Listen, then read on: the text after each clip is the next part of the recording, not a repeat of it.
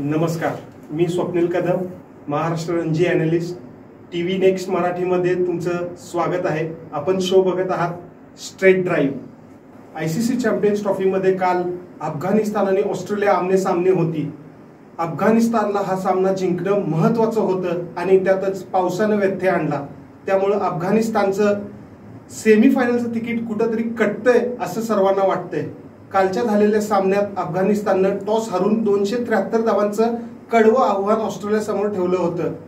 त्यामध्ये अटलने 85 धावांचं महत्त्वपूर्ण योगदान दिलेलं.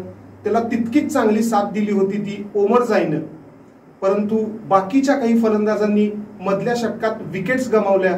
त्यामुळेच अफगाणिस्तान 300चा टप्पा पुन्हा पार नाही करू शकलं. त्यामुळेच तर त्यांना 273 धावांवरती थांबावं लागलं. ऑस्ट्रेलियाकडनं जी बॉलिंग केली त्यात डॉवर शूजनं सगळ्यात चांगली बॉलिंग केली मी असं म्हणेन. त्यानं 3 विकेट्स महत्वाच्या वेळी काढून दिल्या. त्याला तितकी चांगली साथ दिली ती जॉन्सन आणि झॅम्पानं. ह्या तिघांनी चांगली बॉलिंग केली. त्यामुळेच कुठं तर अफगाणिस्तान 300 धावांचा टप्पा गाठू नाही शकलं. परंतु प्रत्युत्तरादाखल खेळताना ज्या वेळेला ऑस्ट्रेलिया बॅटिंगला आलं, काहीसं चांगली सुरुवात त्यांना मिळाली होती.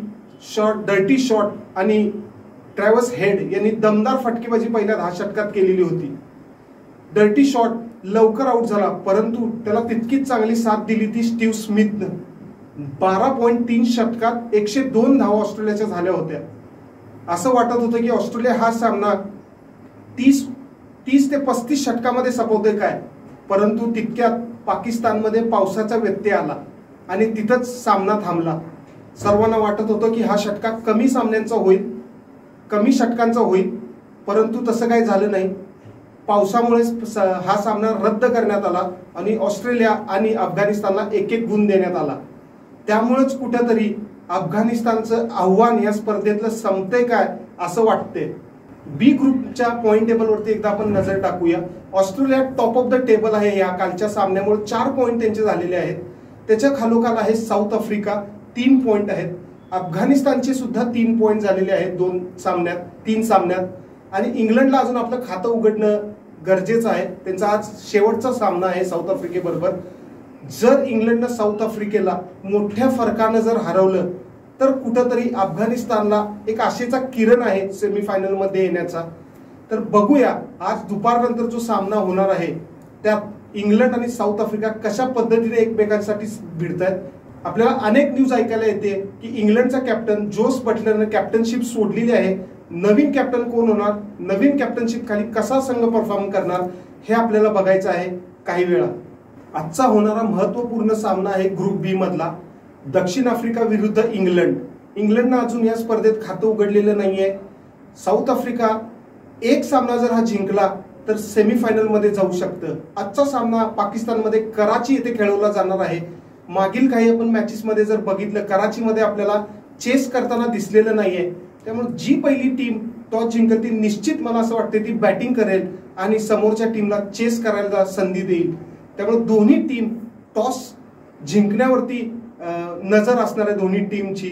तर आपण साऊथ आफ्रिकेच्या टीमवरती नजर टाकूया. साऊथ आफ्रिकेनं मागील सामन्यात आपण बघितलं अफगाणिस्तान विरुद्ध चांगली फलंदाजी केली होती.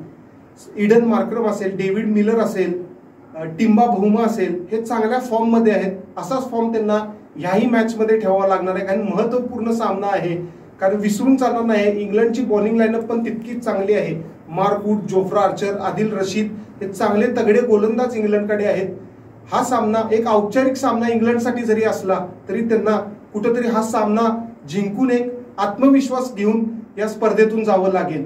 इंग्लंडच्या बॅटिंग लाईनअपकडे जर आपण बघितलं तर इंग्लंडची बॅटिंग लाईनअप या स्पर्धेमधली तगडी बॅटिंग लाईनअप होती, परंतु ती काय आपल्याला चालताना दिसली नाही. जो रूट असेल, जोस बटलर असेल, टीम साल्ट असेल, बरेच फलंदाज होते, लिव्हिंगस्टन असेल, परंतु त्यांनी तितका परफॉर्मन्स केला नाही. मागच्या सामन्यात जो रूटनं एक शतक झळकवलं, परंतु अफगाणिस्तान बरोबर मॅच जिंकून देण्यात तो थोडासा कुठेतरी अपयशी ठरला. साऊथ आफ्रिकेच्या जर बॉलिंग बद्दल बोलायचं झालं तर त्यांच्याकडे Lungi Ngidi, experience Kagiso Rabada, Keshav Maharaj असे चांगल्या दर्जाचे गोलंदाज साऊथ आफ्रिकेच्या संघात आहेत. तर साऊथ आफ्रिकेचा हाच मानस असेल की इंग्लंडला लवकरात लवकर बाद करून हा सामना मोठ्या फरकाने जिंकून पॉईंट टेबलवरती पहिल्या क्रमांकावर यावं. कारण उद्याच्या होणाऱ्या भारत आणि न्यूझीलंडच्या सामन्यानंतरच सेमीफायनल मधील जे 4 संघ आहेत ते कुणाबरोबर भिडणार ते आपल्याला कळणार आहे। तर थोड्याच वेळात हा दमदार सामना आपल्याला सुरू होताना दिसेल। तर उद्या आपण भेटूया टीव्ही नेक्स्ट मराठीमध्ये पुन्हा एकदा स्टेट ड्राईव्ह या कार्यक्रमात।